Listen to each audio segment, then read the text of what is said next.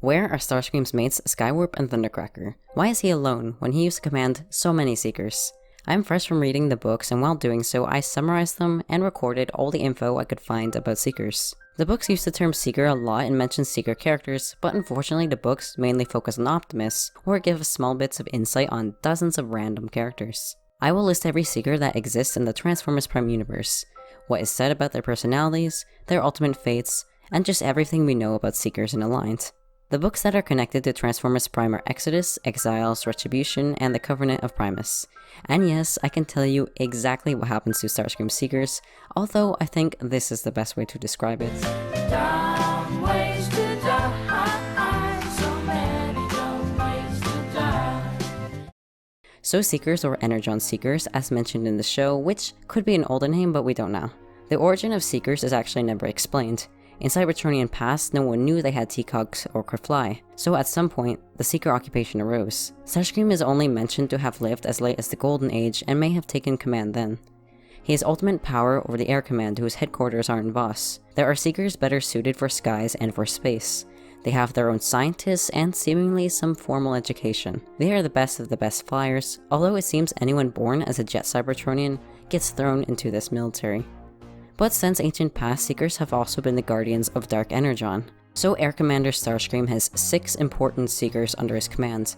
They are sometimes called his lieutenants or air commanders, so perhaps they share a formal title, but Starscream is the real one in charge. Most of them are mentioned to be sciencey or engineers. There are thousands of Seekers in the Air Command before the War Stars, and 99% of Seekers actually like Starscream. The 1% I left out are the Aerialbots, and yes, all Aerialbots were Seekers. They're just uncomfortable with the term Seeker now, because it is heavily associated with Decepticonness. How about I get into each character now? Starscream, well yeah, he's a Seeker and proud. But let's talk about just how sassy Starscream was before Transformers Prime. He is a powerful and popular leader, which is why the Seekers joined the Decepticons when he did. Starscream is not considered a coward and fights with great skill. You might ask, is this out of character? But it actually makes sense. Megatron has not broken his spirit. Starscream is not afraid of him in Exodus and actually thinks he is skilled enough to beat him in a fight. They do end up having a hand-to-hand fight, and Starscream is a fast and agile fighter naturally. He can fight face to face, but in Transformers Prime, he's just too afraid to anymore. Starscream cannot be pushed around because he has Seekers who will defend him. Megatron also values Starscream much more. He controls the Seekers, who are incredibly important for their victories. So Megatron can threaten him, but Starscream gives him sassy replies and can even push Soundwave around all he likes. Megatron never beats Starscream in the books like in Transformers Prime. The worst he does is hold him by the neck in Exodus, but Starscream isn't even scared. Starscream feels neutral as tensions grow on Cybertron, looking for a way to gain power over more than the Air Command. One fateful night, Starscream is Sentinel Prime's bodyguard at a casino comedy show. When Decepticons attack, he is ready to defend him, but then he sees fear on Sentinel's face and is disgusted by his cowardice. He has Sentinel Prime locked up, and he is now on Megatron's side. Starscream never forgives Sentinel, and he seems to have standards. Of course, he has many thoughts about killing Megatron taking over, while he also experiences jealousy easily for how no one cares about him the way they do Megatron. He gets upset when Seekers report to Megatron and not through him, and Starscream worries that if he took over, would the Seeker lieutenants plot to usurp him? Ultimately, Starscream doesn't care for his individual Seekers anymore, although he may have before, such as with Jetfire.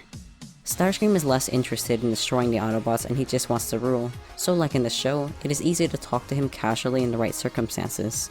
Starscream will speak to and work with Autobots in emergencies, and has some funny scenes with Jazz. Thundercracker. Thundercracker is a smart guy of morals, too smart, so Starscream used to worry that he would defect to the Autobots. However, this sciencey Seeker is now fully loyal to Megatron. Thundercracker is present in all Starscream's missions, and he helps him take down Omega Supreme and Exodus. He is a good asset, and Autobots like Prowl think he could have been a noble Autobot. Thundercracker unfortunately dies a grisly death in Retribution. In that book, Quintessons have captured many Autobots and Decepticons and put them through a horrific fake trial. Thundercracker was dropped into a pit of Piranacons and eaten alive on TV. Guilty or innocent? Innocent. Feed him to the Sharkticons.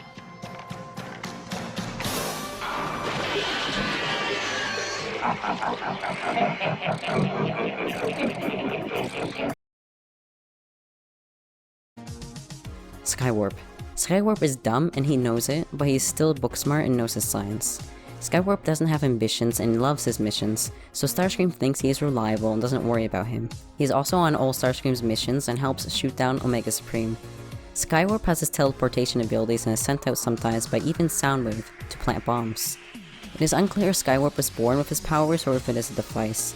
Since it is his name and they haven't mass-produced this device, you would assume he is an aberrant Cybertronian. However, he is mentioned to have fiddled with his device, so perhaps he improved his abilities through science. Skywarp is a good seeker, but a little intimidated by Starscream and fears being called to be alone with him. The poor guy is oblivious and did not know how much he irritated Starscream, talking to Megatron instead of Starscream. Skywarp's fate is the worst of all the Seekers.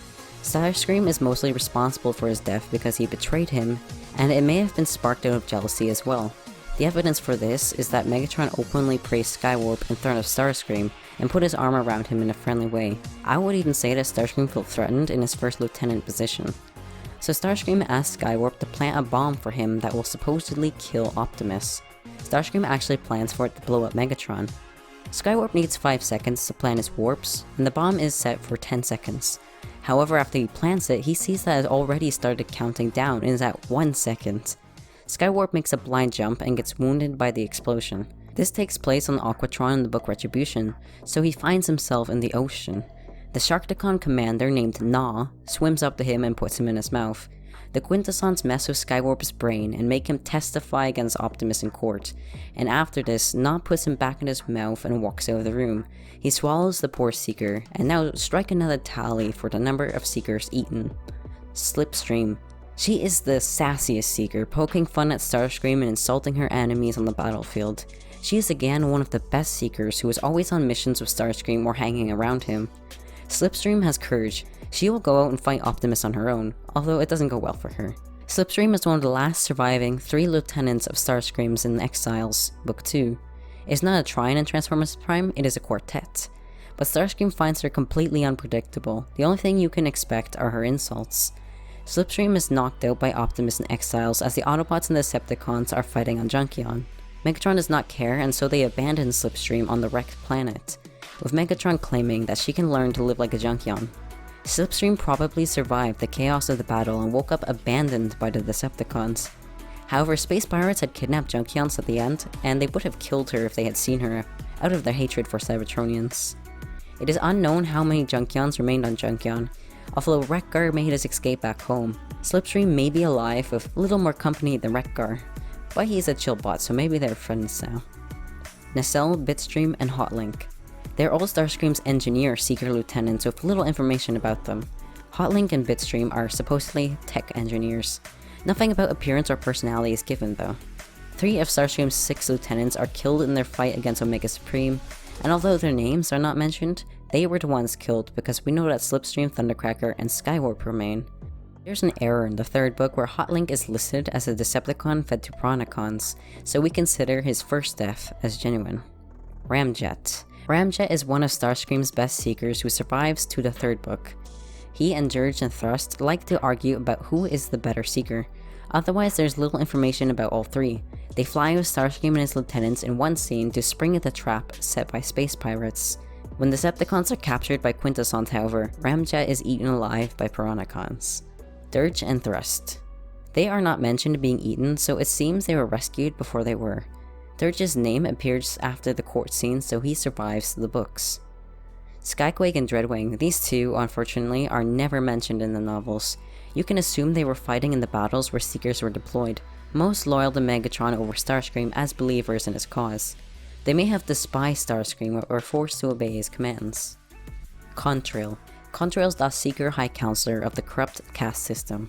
It is unclear if he used to lead the Seekers and did military work. He acts hostile to Megatron when he and Orion Pax meet with the High Council.